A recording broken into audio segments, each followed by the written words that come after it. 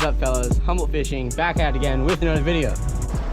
Today we're on the North Jetty in Eureka, California, searching for lingcod, kelp greenling, black rockfish, and so on, using swim baits. So we're gonna look along the edge, try to find some juicy spots, get our swim baits into there, and hopefully we can end up with a couple fish today and we can make fish sandwiches. So thank you for tuning in. Stay tuned for some action. Okay, what we're doing, I'm working this Kitech swim bait with a little jig head on there. It's probably about a ½ ounce jig head, and I have this medium action rod right here. It's a Shimano Scimitar, and I have this Abu Garcia Pro Max reel. It holds plenty of line. I'm running 12-pound tests on here, and so here we go. I'm going to cast this thing out and work through all these pockets in here, and you try to find a pocket because that's where you can get your swim bait to go straight through the vision of a predator down there, which is either a cabezon, a lingcod, maybe a black down there. Sometimes the blacks are suspended in the water column, but for now we're going to see what we get, fish different ways, different retrievals. I'm going to try a straight retrieval and jigging it and so on until we hook up. Let's go.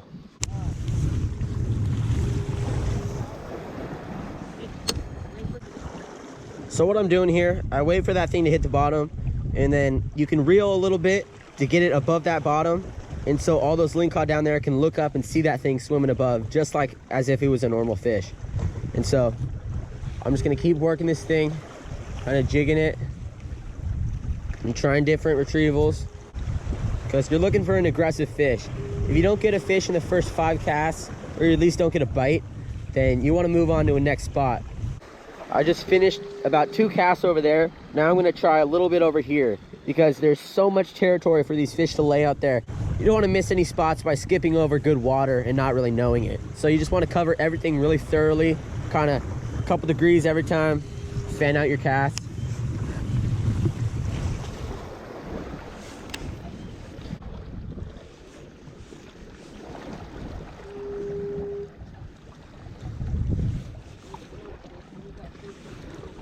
I know.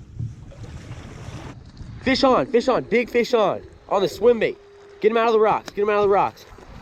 Oh, damn, dude. Coming up. He's coming up. Here he is, he's coming in. There's that ling. Here, get him right here, get him right here. I'll grab him by the keels. Got him. Yeah! Let's go on the swim bait. Let's go, baby. Shaboom. Choke that. I don't think it's a keeper. I think it's like 19. These fish have to be 22 inches long to keep them. As you can see, he choked that swim bait. Yeah, we're just working it along these rocks, and he took it real close in. Totally choked that. Big teeth on these guys. Oh yeah, we're gonna get some pictures and get this guy back. He's a little too small. Gonna get this guy back. Here we go. A pretty hefty fish, so you can get him out of the water for about a minute, and then you gotta get him back. There he goes. Yoo! Hell yeah, bro. Okay, so here's why you got to be very careful with these lingcod. They have some real sharp teeth, and they're pretty big. Basically, the bigger the fish, the bigger the teeth. And that was a small one, so you can see the damage that that did. So you really got to watch your hands when you're unhooking those fish. So one thing to consider when you're fishing out here on the jetty is the swell. So today, the swell is about 4 to 6 feet, which is pretty calm, but not flat or anything. And this is an ideal swell to go out and fish the jetty, because if it's too big, you're gonna get a lot of giant waves. It's gonna be hard to fish, and it's gonna be dangerous. So if you pick a day with a small swell, it's gonna be a lot easier to get on some fish out here. Cool. Oh, she's jumping. That's a keeper, Mitchell. There's a nice one. Don't lose it, don't lose it. Wait for the swell to come up. Yeah. Go grab the line. Joseph, careful, what are you doing?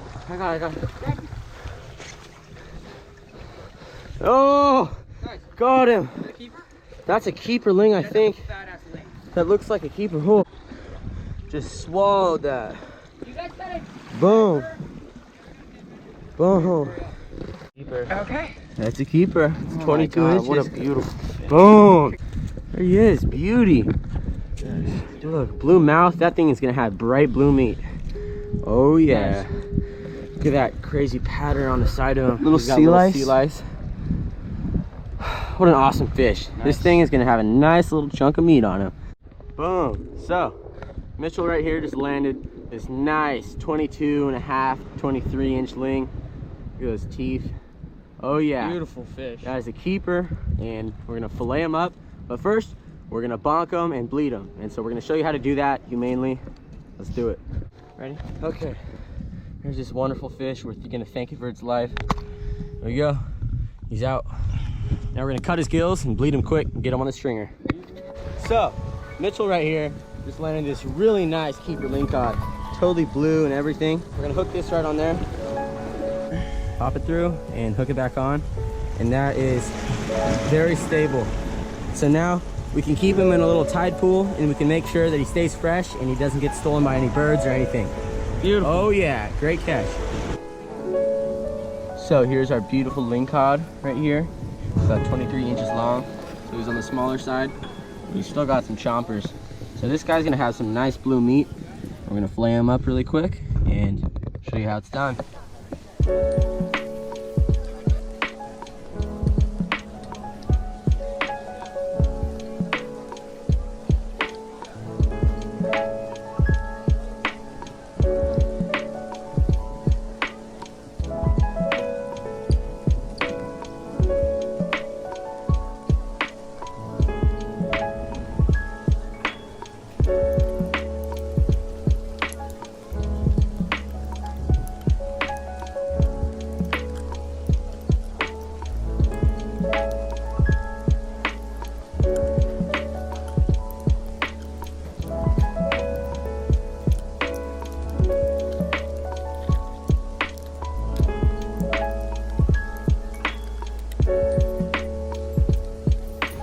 So we're gonna wash this off in this salt water, in this little tiny tide pool right here.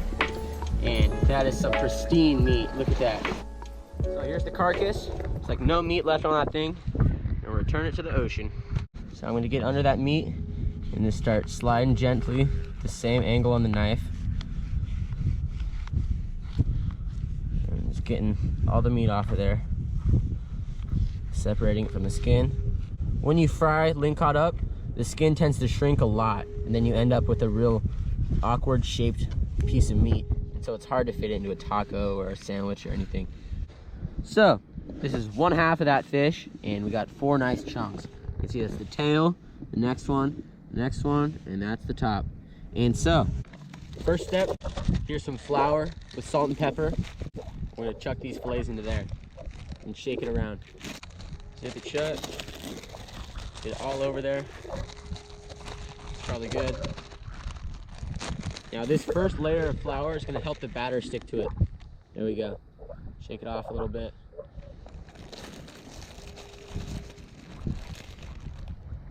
There we go.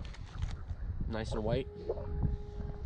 We're going to take the main batter mix, which has some cornstarch, some baking soda, some flour, salt, pepper, and chili powder. And we're gonna take our sparkling water, we're gonna pour it right in. And the reason I say sparkling is because the little tiny bubbles make the fish really crispy at the end. So we're gonna pour that in there. We're gonna mix around a little bit. And once we have this nice and mixed, we're just gonna chuck the fillets in there. That's Wendy. There we go. So we're gonna turn that on, like medium heat. And you can get these things for like $7 at the store. And these are like 10 bucks on Amazon. So, very cheap setup. And I just have here a normal kitchen pan. I'm gonna put it on top and we're gonna get some oil nice and hot and get the fish on there. Oh yeah. So here I have the batter that I mixed about 5 minutes ago. And I have these chunks of fish. So, one by one, I'm gonna get them in there. We don't really want a very thick coating on the fish. We just want a little bit of crispiness. So I'm gonna keep letting it drip off a little bit, and that's probably good. So now we're gonna get it into this hot oil. Oh yeah.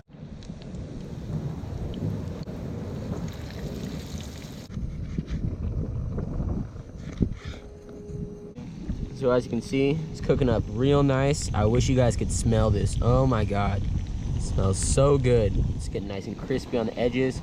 So it's been cooking for about 2 minutes now. And it's on not very high heat. And so we're gonna flip it probably in like 30 seconds and then do another 1.5 to a minute on the other side. Oh yeah, it's looking good. Cut the buns up, got some condiments for it, got some nice tartar sauce also.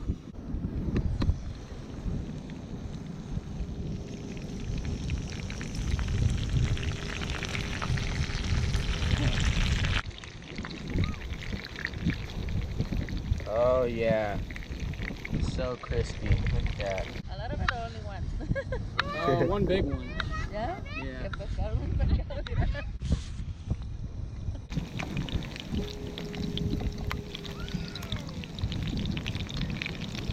There we go. Look at that. So crispy. Nice. So tasty. Here we go. This one is done. Gonna get it away from the other pieces. Make sure it's not stuck or anything. Oh yeah. So these buns are nice and toasted. As you can see, that is a very good looking bun. And there's some melted cheese on there. It's provolone cheese. Start by sticking it right there.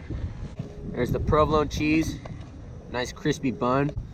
And here's our homemade tartar sauce. So I'm just gonna get some of that sauce all over that bun, nice and saucy. And next step, we take this nice chunk of meat, beautiful, straight on there.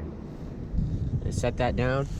Now we're gonna get some avocado right there and lay it straight over that. Some tomato on top of there. And I'm gonna finish it off by putting a little bit of lemon juice straight over that. Here we go. Boom. Here it is. Look at that sandwich. So pretty, so juicy and flaky. Here's the first bite. I haven't eaten for like 4 hours. It's gonna be amazing. Take a look at that. Beautiful, absolutely stunning sandwich right here.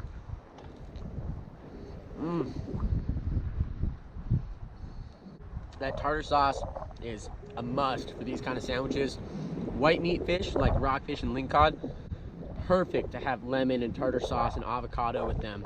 Just goes so well. So good to die for. Nice and crispy, light. Amazing. So good. Not getting very many bones either. Oh yeah. Look at that beautiful crispy piece of fish. Some lemon on there. And some tartar sauce. Look at that. Down the hatch.